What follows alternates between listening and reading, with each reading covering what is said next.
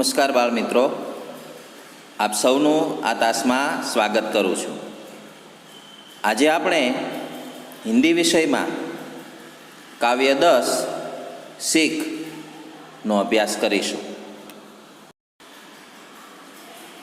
વિદ્યાર્થી મિત્રો, સૌપ્રથમ આપણે આ કાવ્યના શબ્દાર્થનો અભ્યાસ કરીશું.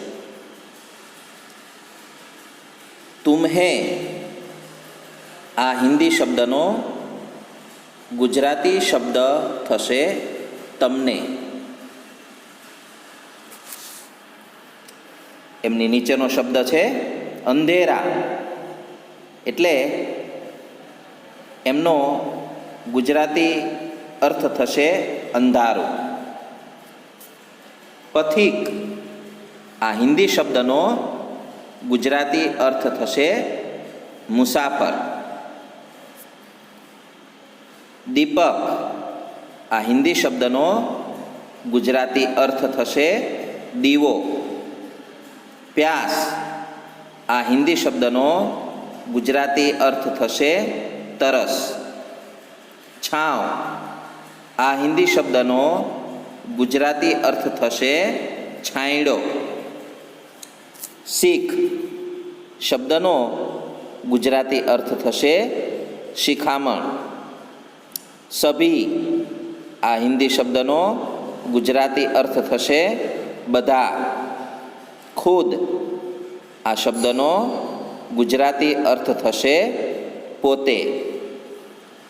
ફરી એક વખત પુનરાવર્તન કરી લઈએ આ શબ્દોના અર્થનું. તુમ્હે એટલે તમને, અંધેરા એટલે અંધારું, પથિક એટલે મુસાફર, દીપક એટલે દીવો, પ્યાસ એટલે તરસ, છાંવ એટલે છાંયડો, શીખ એટલે શિખામણ, સભી એટલે બધા, ખુદ એટલે પોતે. તો દરેક બાળ મિત્રો આ હિન્દી શબ્દના ગુજરાતી અર્થ બરાબર યાદ રાખવા પ્રયત્ન કરજો. બચ્ચો સુનો હમારી सीख, देता तुम्हें सूरज क्या सीख. खुद भी जागो सबको जगाओ, आलस और निंद्रा को त्यागो. સૂરજ બાળકોને શિખામણ આપે છે કે પોતે પણ જાગો, બધાને જગાડો, આળસ અને ઊંઘને ત્યાગો અથવા છોડો.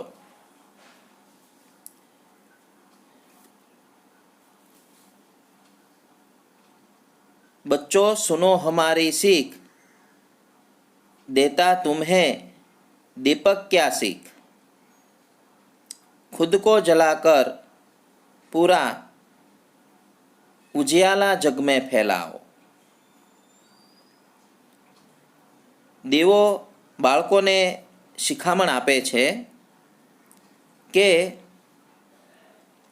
પોતાને સળગાવીને, એટલે કે પોતે થોડી ઘણી તકલીફો વેઠીને આ દુનિયામાં, આ જગતમાં અજવાળું ફેલાવવા, એટલે કે સુખ ફેલાવવા પ્રયત્ન કરવો જોઈએ. આમ આપણે સૂરજ પાસેથી અને દીવા પાસેથી આપણને જે શિખામણ મળે છે એ પ્રમાણે આપણે જીવનમાં પણ એમનો અમલ કરવો જોઈએ.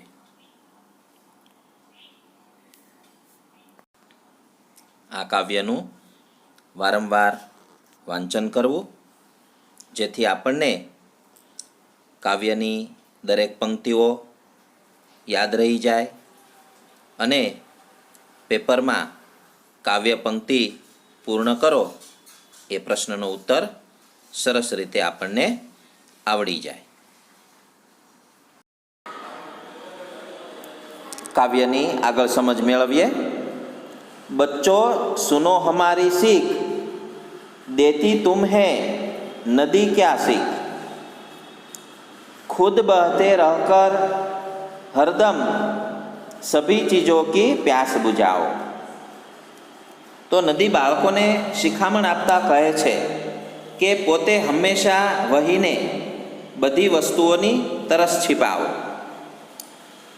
हिंदी में જોઈએ तो नदी बच्चों को सीख देती है कि खुद बहते रहकर सभी चीज़ों की प्यास बुझाओ। नदी पासेथी આપણને એ પણ શીખવા મળે છે કે જીવનમાં હંમેશા પ્રગતિ કરતા રહો। નદીનું પાણી સતત વહેતું હોય છે, એમ આપણે પણ સતત મહેનત કરતા રહીને આપણા જીવનનો વિકાસ કરવાનો છે, પ્રગતિ કરવાની છે।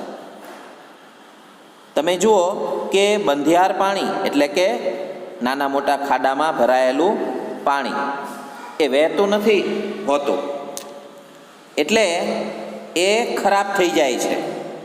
જુદા જુદા રંગનું પાણી તમને જોવા મળે, એમાંથી દુર્ગંધ પણ આવતી હોય, તો એ વહેતું નથી એટલે એ ખરાબ થઈ જાય છે। એમ આપણે પણ જીવનમાં મહેનત ન કરીએ તો આપણો વિકાસ અટકી જાય છે। તો આ બાબત પણ આપણને નદી પાસેથી શીખવા મળે છે। बच्चों सुनो हमारी सीख, देता तुम्हें पेड़ क्या सीख। सहन धूप को करके खुद, देता पथिकों को छांव खूब। वृक्ष पोते तड़को सहन करीने मुसाफरोने छांयडो आपे छे।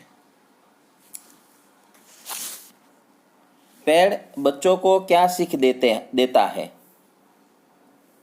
पेड़ बच्चों को सीख देता है कि धूप को सहन करके दूसरों को छांव दे। छांव एटले छांयडो। तो वृक्ष परथी આપણે એ શિખામણ મેળવવાની છે કે આપણે પણ નાની મોટી તકલીફો સહન કરીને આપણે કોઈને મદદરૂપ થવું જોઈએ, કોઈને ખુશી આપવી જોઈએ। હવે આપણે કાવ્યની સમજ મેળવ્યા બાદ આપણે સ્વાધ્યાયના પ્રશ્નોની ચર્ચા કરીશું। સ્વાધ્યાયમાં પ્રશ્ન 1, નીચેના પ્રશ્નોના જવાબ લખો। પ્રશ્ન 1નો પહેલો સવાલ, सूरज बच्चों को क्या सीख देता है। આ સવાલનું ગુજરાતી છે કે સૂરજ બાળકોને શું શિખામણ આપે છે। તેનો જવાબ છે હિન્દીમાં, खुद भी जागो और सबको जगाओ, आलस और निंद्रा का त्याग करो।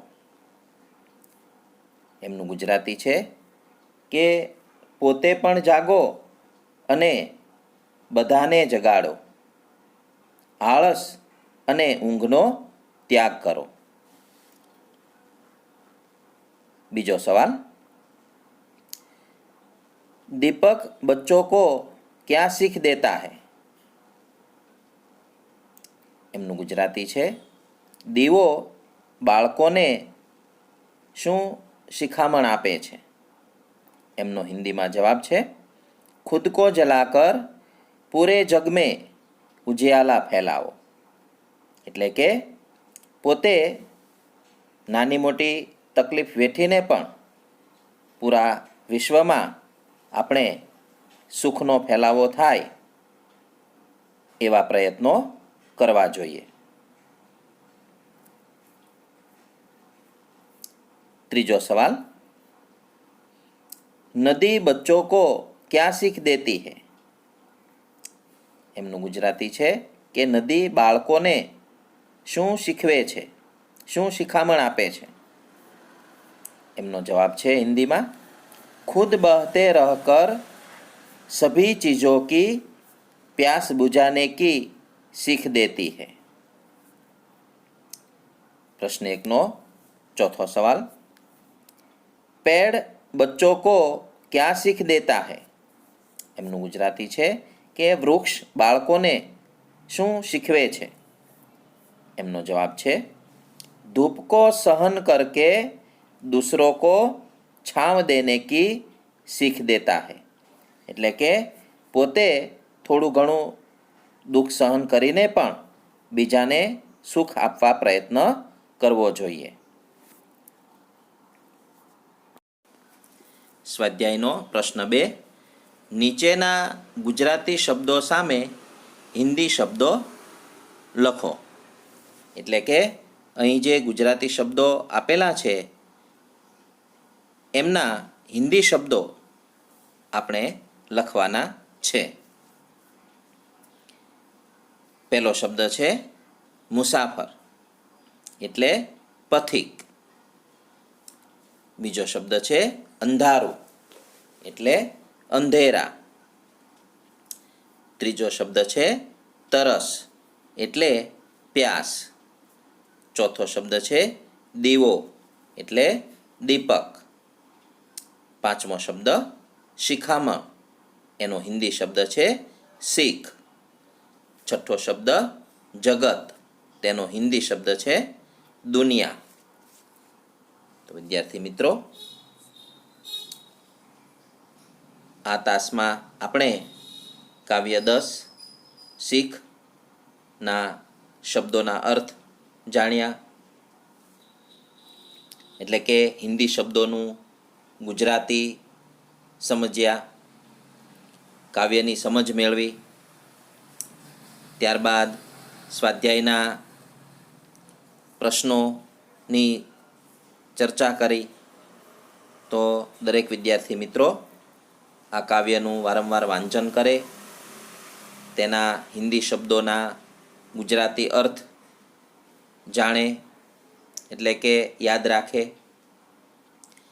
આપેલા પ્રશ્નોના ઉત્તર યાદ રાખવા અને ગુજરાતી શબ્દોનું હિન્દી શબ્દ શું થાય એ પણ પાકું કરવું। તો આપણે અહીં આ કાવ્યનો અભ્યાસ અહીં પૂરો કરીએ છીએ। આવજો વિદ્યાર્થી મિત્રો।